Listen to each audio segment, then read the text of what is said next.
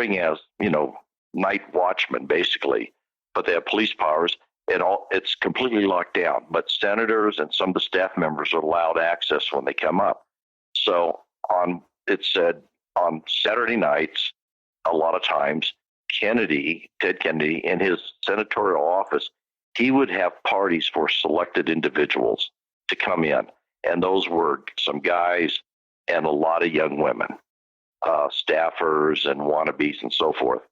And there would be booze and there would be cocaine. And they would all indulge. And then it also said in the intelligence reports that at times there were, for a better term, they called them orgies within his office. And that was safeguarded because nobody could get in. He never had to worry about it. It was a safe place to be. Yeah, the safest place to have your orgies on Capitol Hill. Right? That's right. That's right. And your senator, not the first time, or the last. Now, what about the Henry Ford story, the Ford family molestation, I guess you might call it? Yeah, well, that one, that was the wife of Henry Ford, the second. I've never seen her or saw a photo, but apparently she's very attractive. And they were having a dinner party at their house, and Teddy was there, and he came in, and he was sitting next to her at the table, and he would reach under the table and run his hand up her leg, and she'd push it off, and he'd do it again, keep doing it to it. And then finally, she was just so upset that she got up and walked away from him. And her husband's there, and everybody else, right? It's a dinner party. And this was Teddy. And so she goes to her hotel room in New York. She goes down there. And Teddy follows her down, goes up, starts beating on her door. He wanted to get in. And she finally tells us, hey, get out of here, because what if the news media, photographers at the time, found out about this? And Kennedy just said he had no worries about it because he had it under control, that no media at that time, especially the papers, would write anything derogatory about him because he had it. Basically, he had them in his pocket. And this was coming from Henry Kissinger, this whole story. He was telling Nixon about it.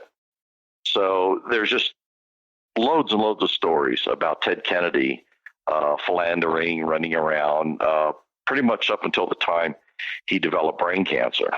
He was out there doing his thing, and as a lot of the Kennedy men, as Jack and Robert, it was accepted, and that's the way they were, and that's what they did. And their wives just said, well, that's the boys. And even that nephew who was charged with that rape, it just seems like it was just infectious with that family. Anyway, Mike, we're out of time. How can people get a hold of you if they want to follow you? Do you have a website with all this stuff? You should do a website. No, I don't, because it takes too much time. You get too many emails. I know, right? That's so true. If the listeners would cut down on emails, we'd get so much more work done, That's right. But Mike, thank you so much. We'll be looking forward to Chappaquiddick, the killing of Mary Jo Kopechne. And thank you so much for coming on the show. Anything new comes up, be sure and keep me in the loop, okay? I will. Thank you. Take care. All right, they got Mike Rothmiller, and I really encourage people to go back and look at the previous shows, the one we did on the LA Secret Police, and the other one. He gave me the name. I don't think I wrote it down. Thank you so much, Mike Rothmiller. The book is Chappaquiddick, The Killing of Mary Jo Kopechne. But I really do encourage people to go back and find our previous shows. Just Google Opperman Report, Mike Rothmiller. Great stuff. He always says it comes to the table with really good stuff. Some of his books I'm not crazy about, but other stuff I like. He always has that good inside dirt, and we talk off the air and we email back and forth. So I always appreciate that, having that little inside scoop with my buddy Mike there. Got some shows coming up for you, some really, really good stuff. Darkest Hour, John Alight, former mafia enforcer for John Gotti, and Sammy the Bull Gravano, the Gambino family. Spoke to him for 2 hours. And also spoke to Grant Stern from, what's it called? TheSternFacts.com.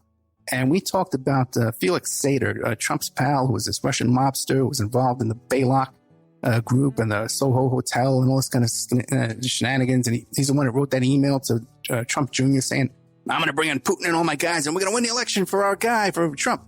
Grant Stern's doing some excellent work in this and the Rosneft story and stuff you don't see reported anywhere else.